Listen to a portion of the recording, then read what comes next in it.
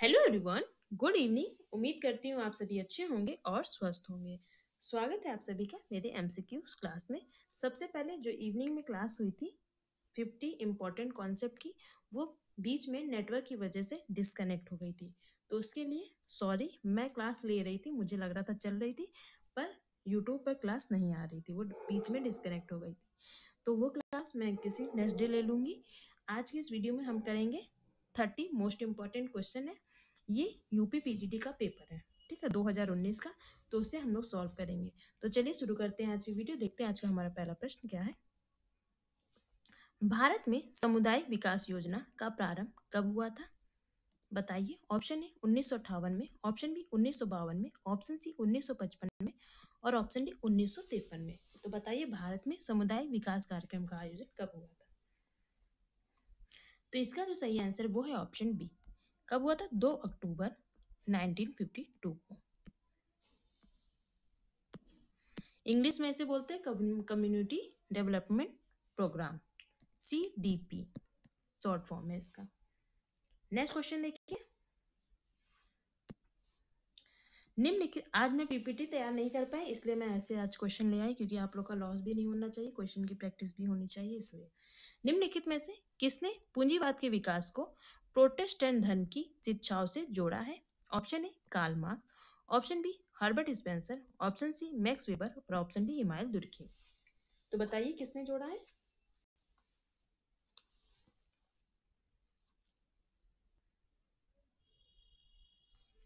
तो इसका जो सही आंसर है वो है option C Max Weber. Option C हमारा राइट आंसर है। नेक्स्ट क्वेश्चन देखिए। संघर्ष, प्रतिस्पर्धा और सहयोग सभी परस्पर आश्रित हैं। ये मानव समाज के सदैव विद्यमान रहने वाले पहलू हैं। यह किसने कहा है? ऑप्शन ए मैकआइवर और Page, option B Kingsley Davis, option C E Bogardus और ऑप्शन डी एम जिन्सबर्ग।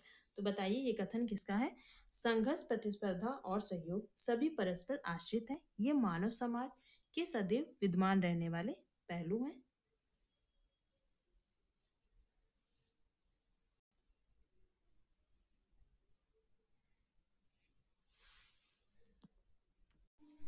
तो ये कोटेशन जो है वो दिए मैकआइवर एवं पेज ने। ऑप्शन ए हमारा राइट आंसर है। मैकआइवर और पेज की मोस्ट इंपॉर्टेंट पुस्तक है सोसाइटी। सोसाइटी नाम से इन्होंने पुस्तक लिखी है। नेक्स्ट क्वेश्चन देखिए। सामाजिक स्थिरीकरण के 4 स्वरूप दास प्रथा, जागीरें, जातियां और सामाजिक वर्ग किसने वर्गीकृत किए हैं? ऑप्शन ए जॉनसन ने, ऑप्शन बी वोटोमोर ने, ऑप्शन सी पार्सन्स ने और ऑप्शन डी समनर ने। तो बताइए किसने वर्गीकृत किए हैं?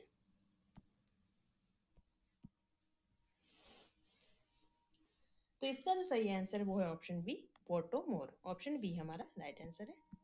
नेक्स्ट क्वेश्चन देखिए।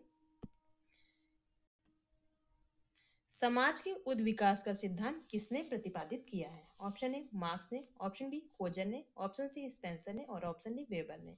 तो बताइए समाज के उद्विकास का सिद्धांत किसने दिया है?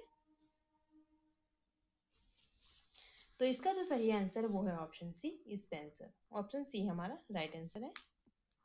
नेक्स्ट क्वेश्चन देखिए। सारदा एक्ट क्या रोकने के लिए पारित हुआ था? ऑप्शन ए विधवा पुनर्विवाह, ऑप्शन बी बाल विवाह, ऑप्शन सी देवदासी प्रथा और ऑप्शन डी दहेज प्रथा। तो बताइए सारदा एक्ट क्या रोकने के लिए पारित हुआ था? तो इसका जो सही आंसर है वो है ऑप्शन बी बाल विवाह, चाइल्ड मैरिज रोकने के लिए।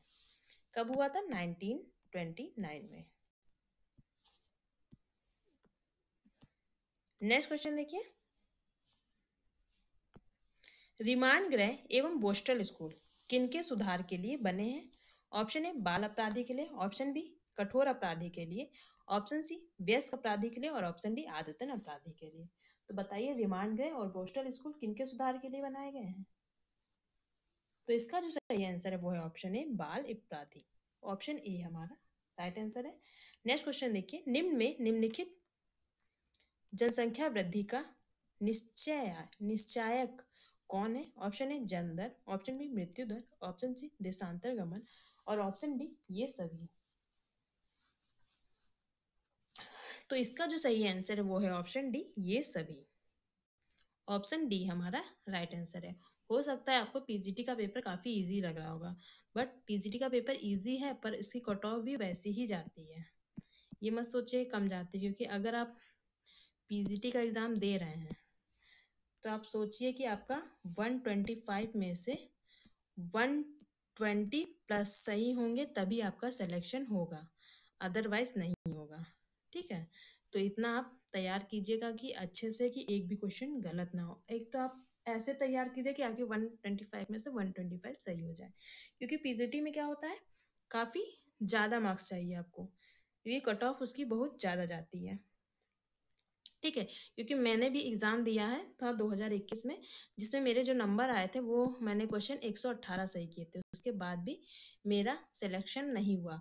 और प्लस अब मेरे को 47 नंबर अब मिला था इंटरव्यू में, तो आप सोच सकते हैं इसके बाद मेरा सिलेक्शन नहीं हुआ था। तो इसी हिसाब से आप तैयारी कीजिएगा कि आपके 120 प्लस सही हो, देन इंटरव्यू में आपको 45 प्लस मार्क्स मिले।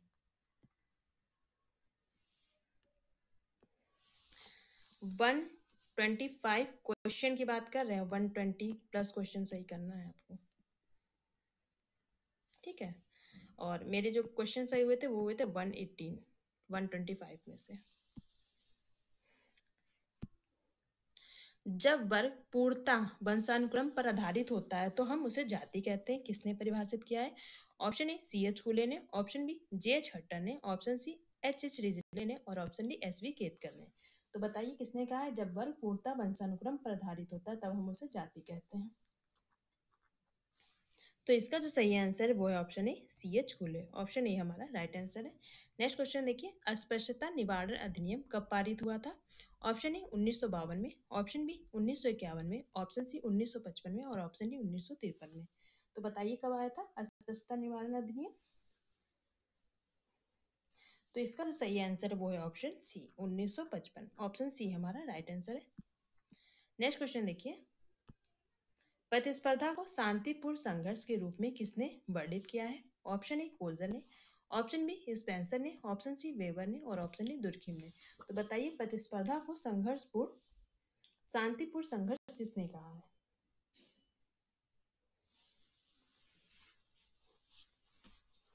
तो ये कहा है वेबर ने, मैक्स वेबर ने, ऑप्शन सी हमारा राइट आंसर है। नेक्स्ट क्वेश्चन देखिए, समाजशास्त्र किसका अध्ययन है? ऑप्शन ए सामाजिक और राजनीतिक संस्थाओं का, ऑप्शन बी राजनीतिक व्यवस्था का, ऑप्शन सी मानव व्यवहार का और ऑप्शन डी समाज का। तो बताइए समाजशास्त्र किसका अध्ययन है? तो इसका जो सही आंसर वो है ऑप्शन डी समाज का।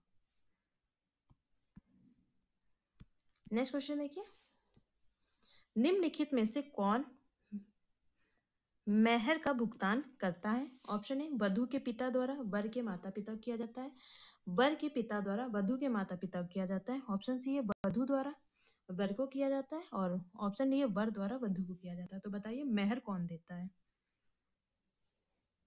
तो ये दिया जाता है वर द्वारा वधु को, ऑप्शन डी हमारा राइट आंसर है। नेक्स्ट क्वेश्चन देखिए, किसने कहा है कि धर्म जनता के लिए अफीम है? ऑप्शन ए जेम्स वेबेजर, option B EB Tylor, option C Karl Marx और ऑप्शन डी बी मेलिनोव्स्की। तो बताइए किसने कहा धर्म जनता के लिए अफीम है? तो ये कहा है आपके कार्ल मार्क्स ने।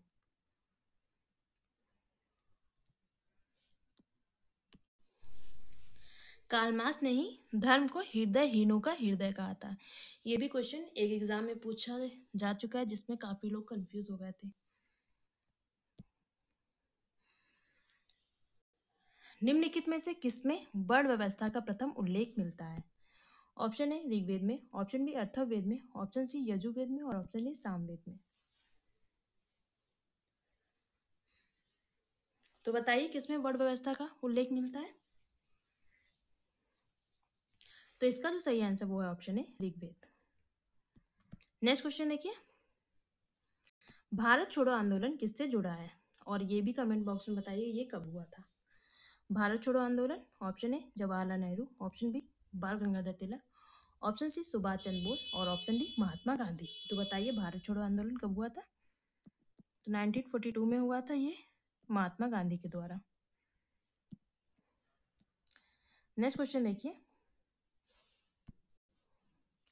ग्रामीण क्षेत्रों में शक्ति के विकेंद्रीकरण के संदर्भ में किसने कहा यह स्वीकार है कि लोकतंत्र विकेंद्रीकरण के बिना सफल नहीं हो सकता? Option A RN. ईमानदार ने, ऑप्शन बी के.एल. शर्मा ने, ऑप्शन सी बी मेहता ने और ऑप्शन डी बी सिंह ने। तो बताइए किसने कहा है? तो इसका जो सही आंसर वो है option C B Mehta. Next question देखिए, निम्नलिखित में से किसने ग्राम नगर सातत्य की अवधारणा दी है? ऑप्शन ए लुइस विर्थ ने, option B Robert Ezra Park ने, ऑप्शन सी रॉबर्ट रेडफील्ड ने और ऑप्शन डी हेनरी मैन ने। तो ग्राम नगर सातत्य की बात कौन करता है? तो इसका जो सही आंसर है वो है option C Robert Redfield. Next question देखिए, व्हाट इज सोशियोलॉजी नामक पुस्तक किसकी है? ऑप्शन ए एलेक्स इंग्लेस की, ऑप्शन बी टीबी मोटामोर की, ऑप्शन सी एच.एम. जॉनसन की और ऑप्शन डी है एम जिन्सबर्ग की। तो बताइए व्हाट इज सोशियोलॉजी किसकी पुस्तक है? तो ये है एलेक्स इंग्लेस की पुस्तक। ऑप्शन ए हमारा राइट आंसर है। जनसंख्या ज्यामितीय अनुपात में बढ़ती है, जीवन के साधन गणितीय अनुपात में बढ़ते हैं, ऐसा किसने कहा है? Option A Malthus, option B Freud, option C Kingsley Davis और ऑप्शन डी मैकआइवर और पेज। और जो यूपी पीजीटी का एग्जाम होता है उसमें क्या होता है, काफी क्वेश्चन होते हैं वो रिपीटेड आते हैं। आप समझ लीजिए 80 से 90 क्वेश्चन आपको रिपीटेड मिलेंगे या थोड़े से फॉर्म चेंज होंगे वैसे ही होंगे। बाकी आपको जो स्ट्रगल होता है वो होता है आपका 35 से 40 क्वेश्चन के बीच में। तो इसका जो सही आंसर वो है ऑप्शन है माल्थस। नेक्स्ट क्वेश्चन देखिए, किस आश्रम को धर्म अर्थ काम का संगम कहा गया है? ऑप्शन ए ब्रह्मचर्य को, ऑप्शन बी गृहस्थ को, ऑप्शन सी वानप्रस्थ को और ऑप्शन डी संन्यास को। तो ये कहा गया ऑप्शन बी गृहस्थ को। गृहस्थ आश्रम को धर्म अर्थ काम का संगम कहा गया है। नेक्स्ट क्वेश्चन देखिए, निम्नलिखित में से कौन समाजशास्त्र के स्वरूपात्मक संप्रदाय के समर्थक हैं? Option A George Simmel, option B Auguste Comte, option C Emile Durkheim और ऑप्शन डी टी पार्सन्स। तो इसका जो सही आंसर वो है ऑप्शन है जॉर्ज सिमेल। स्वरूपात्मक संप्रदाय के समर्थक है और इमाइल दुर्खिम क्या है? समन्वयात्मक संप्रदाय के समर्थक है।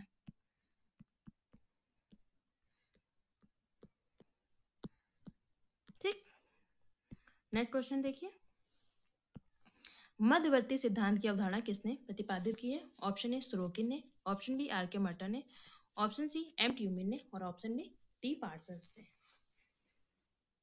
तो इसका जो सही आंसर वो है ऑप्शन बी आर के मर्टन ने।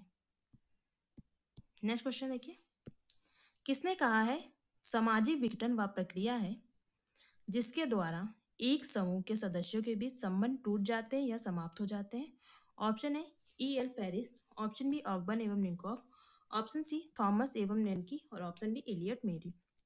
तो बताइए किसका का स्थान है? सामाजिक विघटन वह प्रक्रिया है जिसके द्वारा एक समूह के सदस्यों के बीच संबंध टूट जाते हैं या समाप्त हो जाते हैं। तो इसका जो सही आंसर वो है ऑप्शन डी एलियट और मेरिल। नेक्स्ट क्वेश्चन है, निम्नलिखित में से आकस्मिक एवं दीर्घकालिक अपराधी को किसने दो भागों में विभाजित किया है? ऑप्शन ए अलेक्जेंडर एवं स्टॉप, option B Henderson, option C Sutherland और ऑप्शन डी किंग्सले डेविस। आकस्मिक एवं दीर्घकालिक अपराधी किसने दो भागों में विभाजित किया है? तो इसका जो सही आंसर है वो है ऑप्शन ए अलेक्जेंडर एवं स्टॉप। 30 क्वेश्चन हम लोग कंप्लीट कर लेते हैं। नातेदारी शब्दावली को दो भागों वर्णात्मक एवं वर्गात्मक नातेदारी में किसने विभाजित किया है? Option A LH. Morgan, option B GP. Murdock, option C Robert Lowie और ऑप्शन डी है रेडक्लिफ ब्राउन। तो बताइए वर्णात्मक और वर्गात्मक नातेदारी में किसने बांटा है नातेदारी को?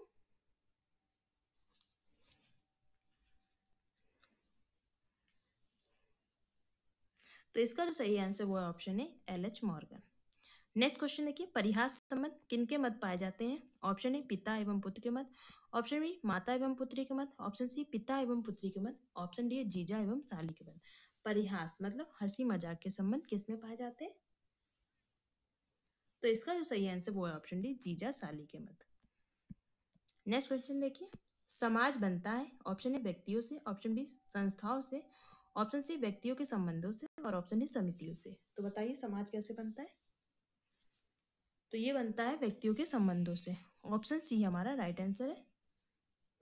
नेक्स्ट क्वेश्चन देखिए, समाजशास्त्र शब्द की उत्पत्ति कब हुई थी? ऑप्शन ए 1914 में, ऑप्शन बी 1919 में, ऑप्शन सी 1938 में और ऑप्शन डी 1947 में। तो इसका जो सही आंसर है वो है ऑप्शन सी 1938 में। ऑप्शन सी हमारा राइट आंसर है। नेक्स्ट क्वेश्चन देखिए, और आज की वीडियो का ये लास्ट क्वेश्चन है, सामाजिक स्त्रीकरण का प्रक्रियात्मक सिद्धांत किसने प्रतिपादित किया है? Option A Cooley, option B Kingsley Davis, option C Karl Marx और ऑप्शन डी मैक्स वेबर। सामाजिक स्त्रीकरण का प्रक्रियात्मक सिद्धांत किसने प्रतिपादित किया है? तो इसका जो सही आंसर है वो है option B Kingsley Davis. Comment box में मुझे जरूर बताइएगा आपके कितने क्वेश्चन सही हुए। वैसे तो आपके एक भी क्वेश्चन गलत होने नहीं चाहिए, फिर भी अगर 29 या 28 क्वेश्चन आपके सही हो रहे हैं 30 में से, तो आपकी प्रिपरेशन अच्छी है। अगर नहीं हो रहे हैं तो उसको आप और प्रैक्टिस कीजिए, क्योंकि बहुत से एग्जाम में आपको रिपीटेड क्वेश्चन ही देखने को मिलेगा। आप लोग सोचते हैं कि नए क्वेश्चन प्रैक्टिस करें, हम लोग तुक्का लगाकर नए क्वेश्चन तो कभी कभी सही कराते हैं, पर जो आते हुए होते हैं वो एग्जाम में गलत कराते हैं। तो इसे आप ध्यान से अपना प्रैक्टिस कीजिएगा और अपना चीज़ों को याद कीजिएगा। उम्मीद करती हूँ आपको क्लास अच्छी लगी होगी। अगर क्लास अच्छी लगी हो तो चैनल को वीडियो को लाइक कर दीजिएगा, चैनल को सब्सक्राइब कर दीजिएगा अगर आप चैनल पर नए हैं। तो मिलते हैं कल इसी टाइम पे, नहीं कल इस टाइम पे नहीं मिलेंगे, कल 7 बजे हम लोग मॉक टेस्ट सॉल्व करेंगे। तो 7 बजे कल क्लास होगी, तो कल 7 बजे आप लोग मॉक टेस्ट में मिलिएगा। चलिए bye bye, good night, take care.